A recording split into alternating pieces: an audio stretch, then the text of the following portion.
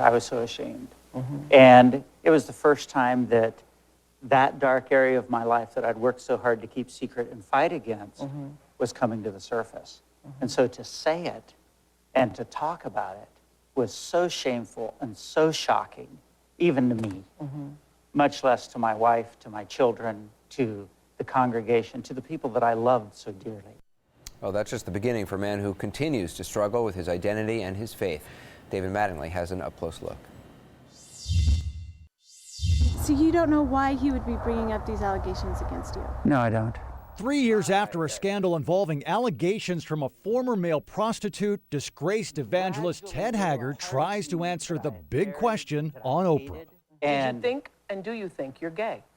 no, I don't think I'm gay. I did wonder about that. After this crisis, when I went to therapy, I said, I need to know, am I gay? Am I straight? Am I bi? What am I? And my first therapist said, you are a heterosexual with homosexual attachments. Jesus was dependent. But there are now even more questions about another alleged encounter that until now had remained private. He wanted me pretty much to purchase him pornography, purchase him some drugs, the party formula pretty much. He told me, you know what, we don't have to do anything with each other. We can just, watch porn, get high, and masturbate. Grant Haas was once a volunteer at Haggard's megachurch. He says in 2006, he and Haggard shared a hotel bed while Haggard pleasured himself. He really thought he was invincible because he used to say to me, you know what, Grant, you can become a man of God and you can have a little bit of fun on the side. After the original scandal that cost Haggard his job, Haas says he also threatened a lawsuit. That's when he says he taped a phone conversation with Haggard. Here's the way it works. I wasn't an honorable pastor. We can hear what sounds like Haggard trying to convince Haas to not go public about their encounter. We need to figure out a way to make life successful instead of figuring out a way to make life painful for each other. Now, I would never make life painful for you.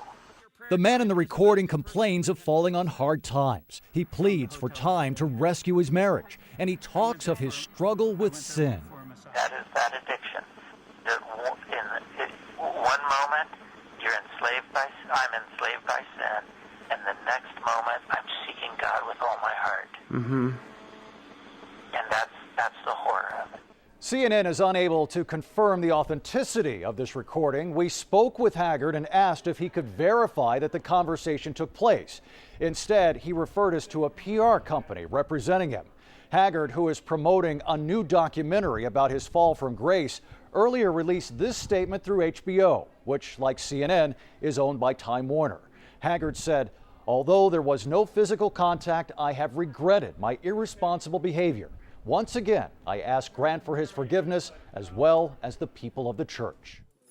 By speaking out about his relationship with Haggard, Haas violates the terms of a settlement agreement with Haggard's former church worth $179,000. But the current senior pastor says the church will honor that agreement and do the right thing for the right reasons.